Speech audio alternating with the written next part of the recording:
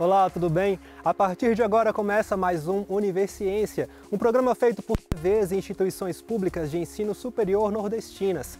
Aqui a gente mostra a importância das produções científicas do Nordeste e como elas têm transformado a vida das pessoas. Vamos ver agora quais pesquisas iremos conhecer. Pesquisadores da Fiocruz da Bahia, Pernambuco, Rio de Janeiro e do Instituto de Biologia Molecular do Paraná desenvolveram um kit de diagnóstico rápido para identificar a doença de Chagas. Na Universidade Federal do Rio Grande do Norte, uma nova plataforma serve para elaborar e disponibilizar jogos educacionais. Cientistas da Universidade Estadual do Sudoeste da Bahia, em parceria com a Universidade Federal de Uberlândia, desenvolveram um software que cria moléculas capazes de bloquear a entrada do coronavírus no corpo humano. E ainda, em Guanabi, pesquisadores do Instituto Federal Baiano, em parceria com a Universidade Federal de Sergipe, conceberam uma cerveja bem regional com sabores de frutas da Caatinga. Tudo isso você confere a partir de agora no Universiência.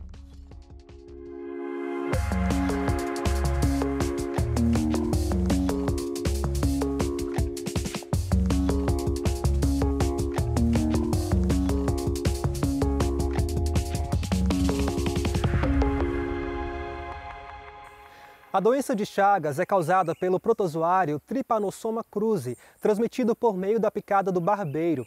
O problema é que seus sintomas confundem o paciente e ele não procura ajuda a tempo. Isso prejudica o tratamento que precisa ser iniciado quanto antes.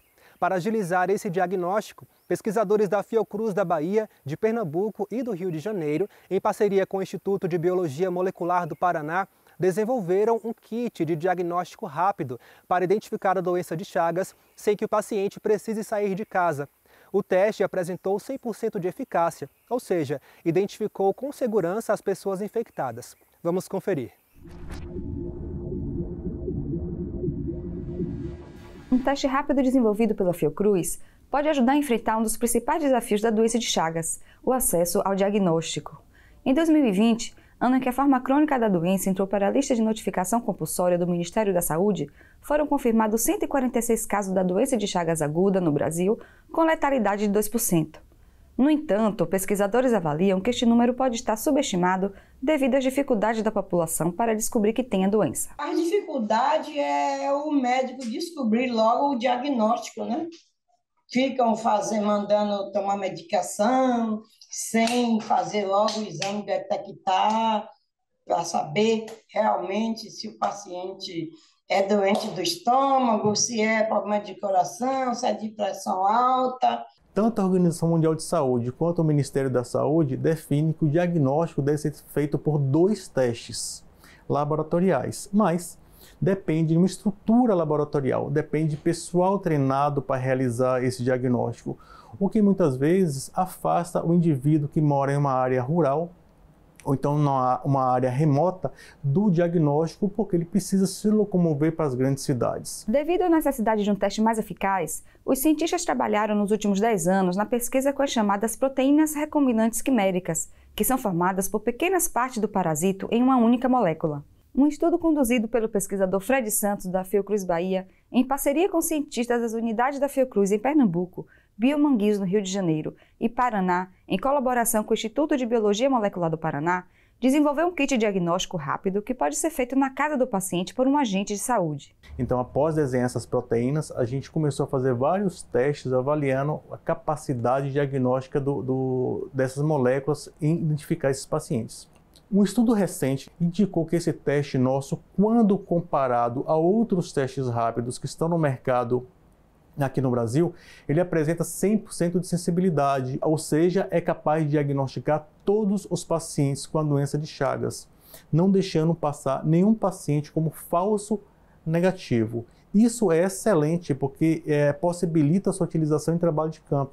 Os pesquisadores estão realizando um projeto de campo no município de Tremedal, na Bahia, local endêmico do inseto triatomínio, mais conhecido como barbeiro, que transmite a doença de Chagas por meio do contato com as fezes durante a picada ou via oral, através de alimentos contaminados. O objetivo é identificar indivíduos que têm a enfermidade e ainda não têm conhecimento da sua condição clínica. O médico que participa do projeto apelidado de Treme Chagas falou da relevância da iniciativa para a saúde pública do município. Sem o projeto Treme Chagas, dificilmente os pacientes positivos seriam identificados, e isso tudo é feito através do teste rápido com apenas 15 minutos. A bióloga e doutoranda da Fiocruz Bahia, Tisha Pavan, está vivendo em Tremedal. Ela acompanha os agentes do Centro Municipal de Endemias que visitam as casas dos habitantes para inspeção de barbeiros no domicílio e peridomicílio. Eu sempre vou estar com os meninos da Endemias e fazer a testagem rápida. O que esse projeto tem e que eu gostaria muito que existisse, não só aqui, essa atenção, mas em todos os outros municípios do Brasil, é essa atenção, né? É você olhar sempre com olhos de muito saber quem são as pessoas com Chagas, né? Cadê as pessoas? De acordo com o Ministério da Saúde, das pessoas acometidas pela doença em 2020, 63% eram homens, cerca de 75% negros e 11% brancos. O maior número de óbitos se concentrou na faixa etária entre os 50 e 79 anos. Dentre as formas clínicas da doença, destaca-se a cardíaca, sendo uma das 4 principais causas de óbitos por doenças infecciosas e parasitárias no Brasil. No projeto, além de fazer a triagem de indivíduos que possam ter a doença, os barbeiros encontrados são coletados para análise do conteúdo estomacal e intestinal. De forma geral, os barbeiros mais perigosos são os que vivem dentro da casa, no intradomicílio. Porém, barbeiros que estão no ambiente silvestres e que visitam ocasionalmente a casa das pessoas também oferecem risco de transmissão do parasita Trypanosoma cruzi. Esses triatomínios eles são encaminhados aqui para o IgM, eu recebo eles estão aqui na geladeira atualmente e futuramente nós vamos fazer o teste de PCR, né, reação em cadeia da polimerase, a purificação do DNA do intestino desses triatomínios e o teste para diagnóstico molecular do T. cruzi e dos padrões alimentares, né, para ver se aquelas espécies lá, elas picaram um homem ou algum dos animais domésticos associados ao homem. Aprovado pela Anvisa em 2020 para ser utilizado no Sistema Único de Saúde, o SUS, no momento o Biomanguinhos está produzindo testes rápidos para serem oferecidos ao Ministério da Saúde. Eu acho que se nossas autoridades governamentais, principalmente os ligados à saúde, junto com o SUS, adquirindo esse teste, vai melhorar 100% para os médicos indicarem aos portadores para poder fechar o diagnóstico. Isso vai ser fantástico. Primeiro, porque é rápido. Segundo, que eles não vão assim mais ficar supondo doenças. Já fez esse, sabe se é ou não é. No próximo bloco, vamos conhecer uma plataforma online criada por pesquisadores da Universidade Federal do Rio Grande do Norte para tornar divertido o processo de ensino e aprendizado. A gente volta já já.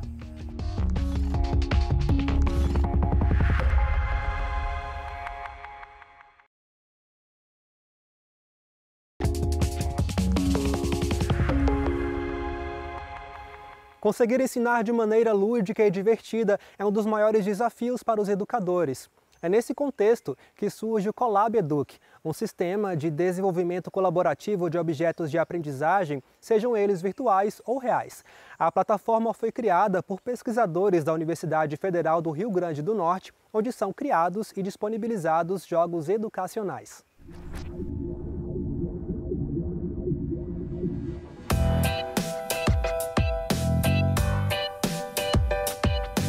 Nessa área de games educacional, pude desenvolver um game que ele auxilia no aprendizado dos alunos de língua portuguesa, das turmas do 6º ano do ensino fundamental, em que o objetivo é justamente facilitar o aprendizado de períodos simples e compostos. A primeira fase do meu jogo é para ele ligar as vogais. Ele vai ouvir na hora que clicar na letra e se ele acertar vai sair mais um áudio, no caso, dizendo que ele acertou.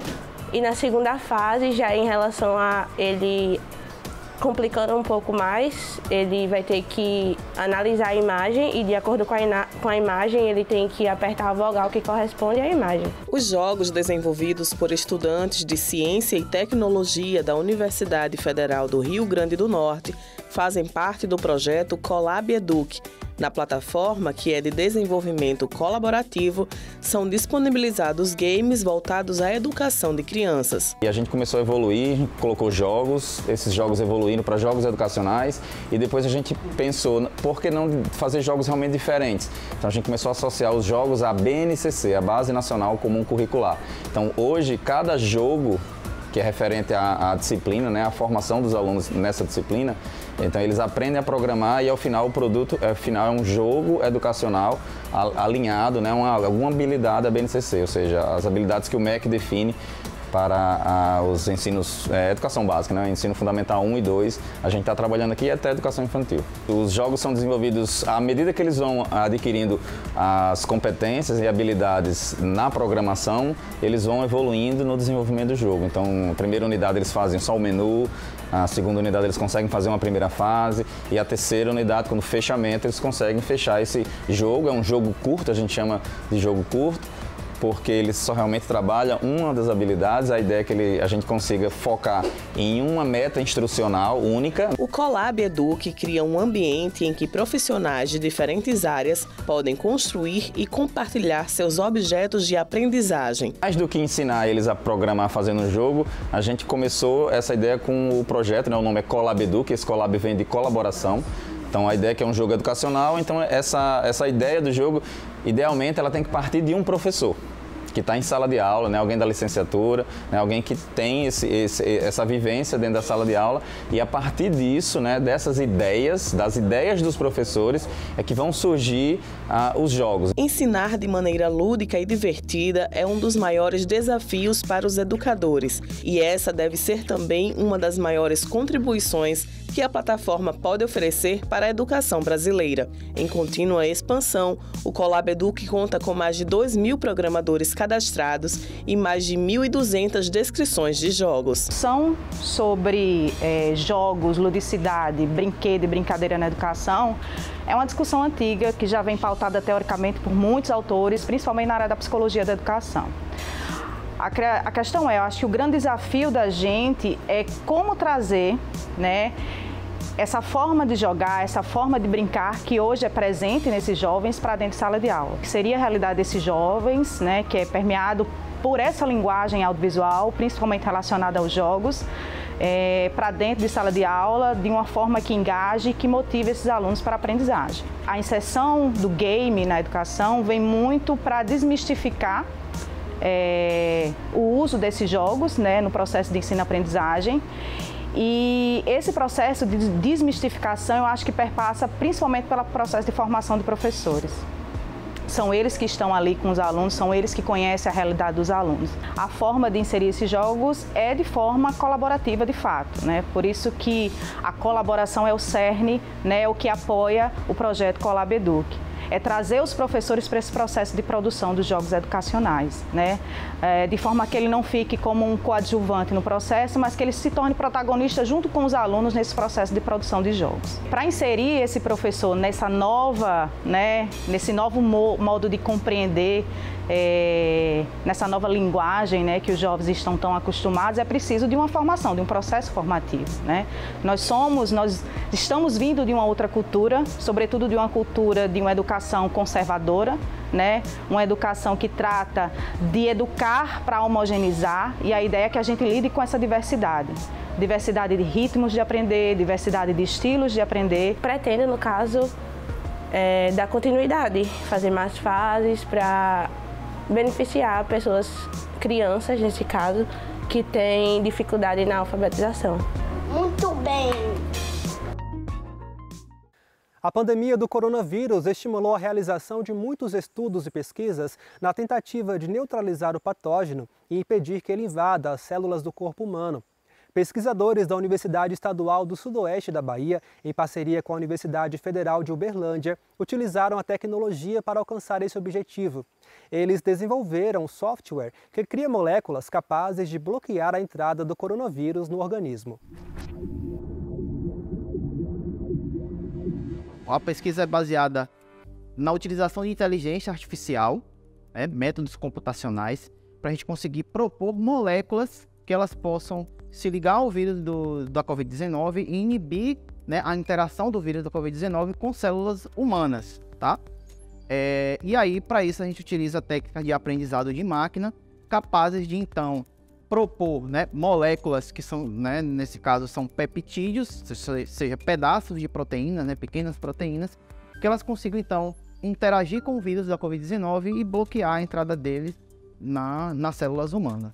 Primeiro, a gente partiu de um banco de moléculas de peptídeos extraídos da saliva humana. Então, a gente já sabe que a saliva humana ela tem propriedades antivirais, já se é conhecido isso, mas não se sabia se tinha propriedades antivirais para o coronavírus. Então, a partir disso, a gente estudou o mecanismo de interação dessas proteínas com o coronavírus, fazendo com que o computador pudesse aprender, né, quais eram aquelas melhores moléculas, e aí, então, a partir disso, propor novas moléculas que pudessem, então, criar aí, né, um mecanismo de bloqueio do vírus para a entrada na célula humana, né? Em relação a isso, a gente já tem, então, testes experimentais, né, testes de bancada em laboratório, onde tanto as moléculas que a gente extraiu da saliva e fez o teste no computador e selecionou, né, esses peptídeos, eles têm inibição, né, para o vírus, assim também como aquelas moléculas que foram propostas pelo mecanismo de inteligência artificial de aprendizado, novas moléculas para inibir o vírus, né, na entrada dele na célula humana. Basicamente, o nosso projeto ele é um projeto da área de bioinformática. E, né, a bioinformática ela é uma área multidisciplinar, então você vai ter as ciências biológicas, a química, né, conhecimento de farmácia, né, a biotecnologia em si, fora também a questão da biologia molecular, a genética, enfim, né.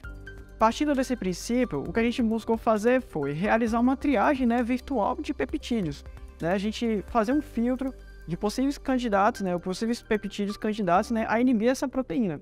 Então, assim, nesse sentido, o que a gente desenvolveu? A gente desenvolveu esse programa, né, que pudesse facilitar essa nossa triagem.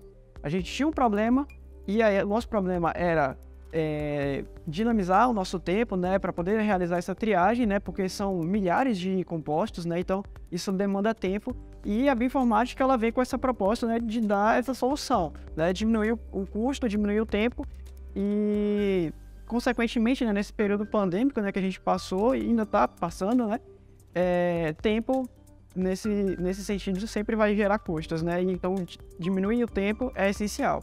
Esse programa ele foi feito parte aqui, ele foi escrito parte aqui na UESB, outra parte ele foi escrito lá na Universidade Federal de Uberlândia, que envolve não só o aluno que está diretamente ligado, que é o Lucas, está envolvido com a parte da iniciação científica, mas também mais alunos que estão envolvidos no mestrado e doutorado, que inclusive até já defenderam tese utilizando esse programa. Então a gente registrou isso, né, patenteou esse programa aí.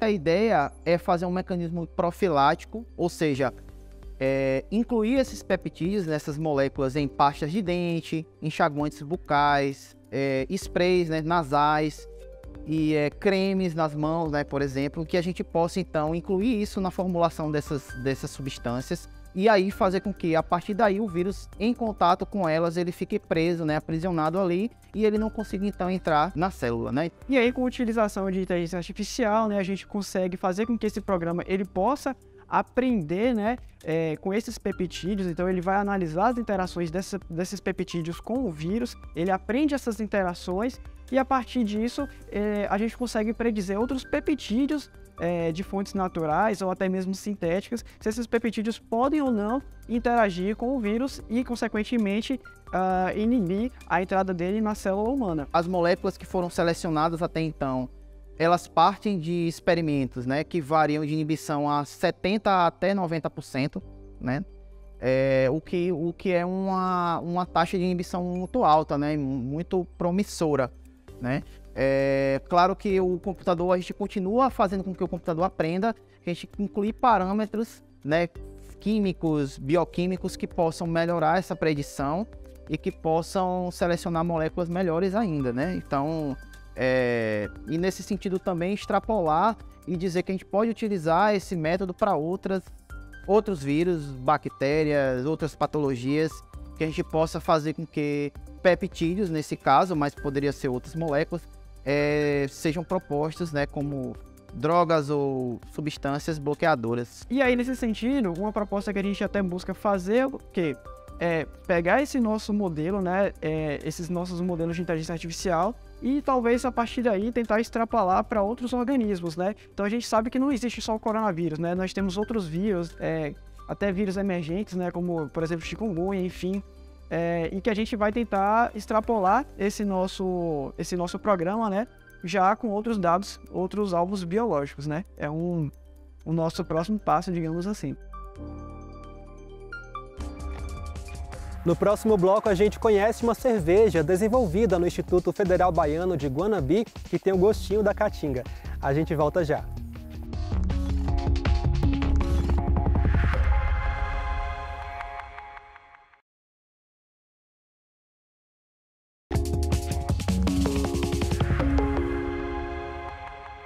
Uma pesquisa do IF Baiano em Guanabi, em parceria com o UFS, a Universidade Federal de Sergipe, tem agregado o sabor das frutas características da caatinga a uma das bebidas mais consumidas pelo brasileiro, a cerveja. A experiência rendeu uma premiação na área de ciências agrárias da UFS e promete uma alternativa criativa para a produção da cerveja artesanal. Esse intuito foi de produzir uma cerveja com um fruto típico do nosso sertão, lá de Nossa Senhora da Glória, Sergipe. Então, trazendo mais esse apelo para os produtos regionais, porque todo mundo produz cerveja, mas não tem uma cerveja específica, tipo, uma cerveja produzida de umbu a partir do umbu nativo de Nossa Senhora da Glória. Então, esse apelo regional para os frutos lá da nossa região. E um dos principais objetivos da pesquisa é justamente criar alternativas de uso desses frutos para agregar valor aos mesmos, né? Porque a gente sabe que a maioria desses frutos típicos do sertão, eles são consumidos in natura, não tem muita tecnologia envolvida no beneficiamento e desenvolvimento de novos produtos.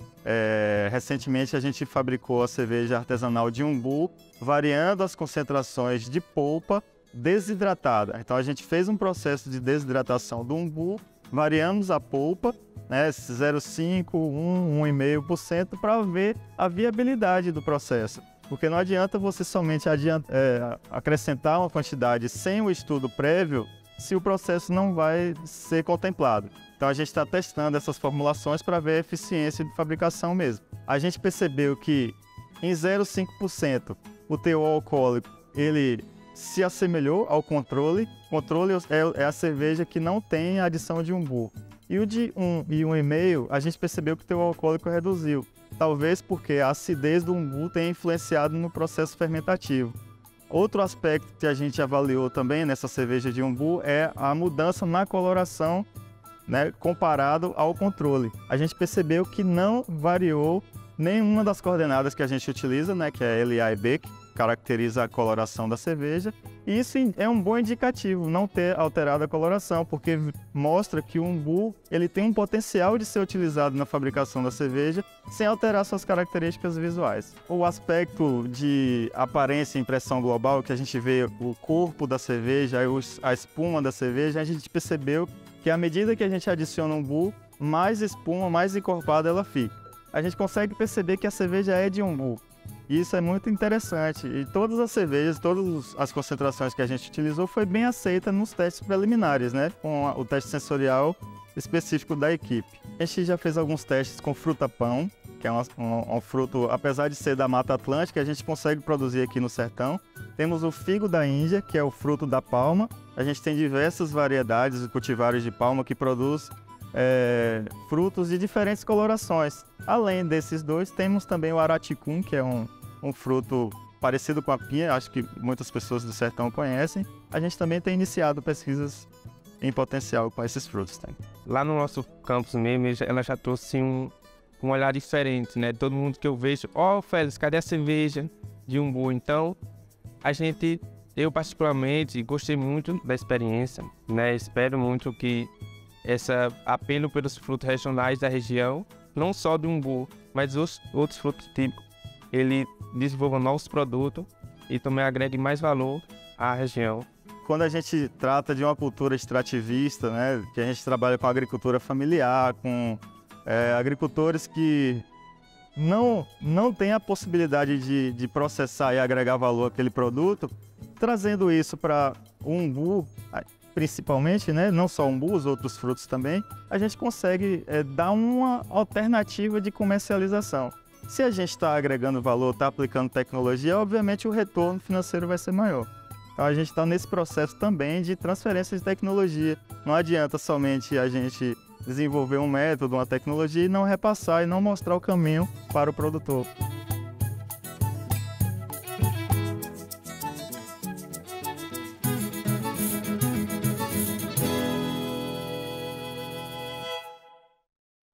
O Universiência de hoje fica por aqui. No próximo programa traremos mais pesquisas inovadoras para a gente conhecer o que tem sido produzido nas instituições públicas de ensino superior nordestinas. Caso tenha alguma dúvida, envie para o e-mail universiencia@uesb.edu.br que a gente te responde em um próximo programa. Obrigado pela companhia e até mais.